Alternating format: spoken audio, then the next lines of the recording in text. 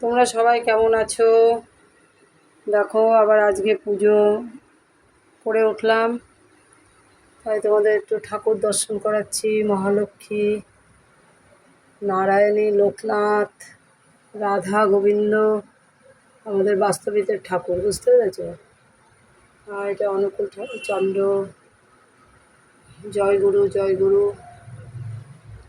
এই দেখো ভোলানাথ, মা দুর্গা, এই দেখো নন্দী মহারাজ, শিবলিঙ্গ আছে। আমাদের বাড়িতে বেল গাছ আছে দুটো, কচি কচি বেলপাতা পড়ে ধরেছে এখন, তাই দিয়ে পুজো করতে খুব ভালো লাগে। সাদা চন্দন দিয়ে, ঘি মধু দিয়ে স্নান করিয়ে সাদা চন্দন দিয়ে শিব ঠাকুরকে জল ঢাললাম।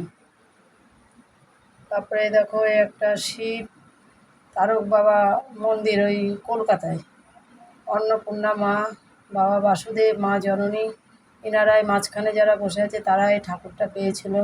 বাবা তারক ভোলা, মা অন্নপূর্ণা। এই দেখো বাসুদেব বাবা দেহ রেখেছে, আর ওপরেরটা ওনার মা। তো আমরা যেতাম ওইখানে, এখন আর যাওয়া হয় না। একদিন যাব, বাবাকে দর্শন করে আসবো, পুজো দিয়ে আসবো। এই দেখো বজরংবলী, জয় শ্রীরাম। একটু জল মিষ্টি দিয়েছি আর কি। এই যে আমার গুরুদেব, নিউ দেহ রেখেছে।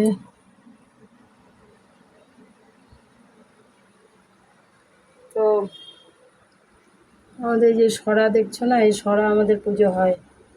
মা লক্ষ্মী যেটা মূর্তি তুলে অনেকে পুজো করে, তো আমরা এই সরাতে পুজো করি। সরাটা 1 বছর রেখে দিই, রেখে তারপরে 1 বছর বাদে আবার যখন নতুন পুজো করি তখন জলে দিই।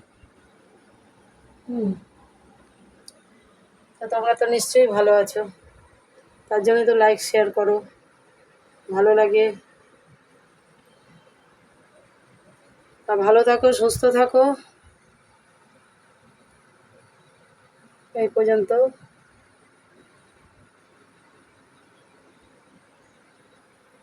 আবার কালকে দেখাবো ঠাকুরকে।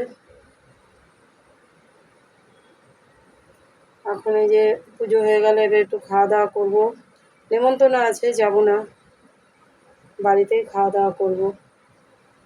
শরীরটা ভালো নেই, বুঝতে পেরেছো?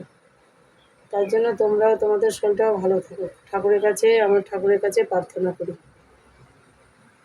ভালো থাকো, সুস্থ থাকো।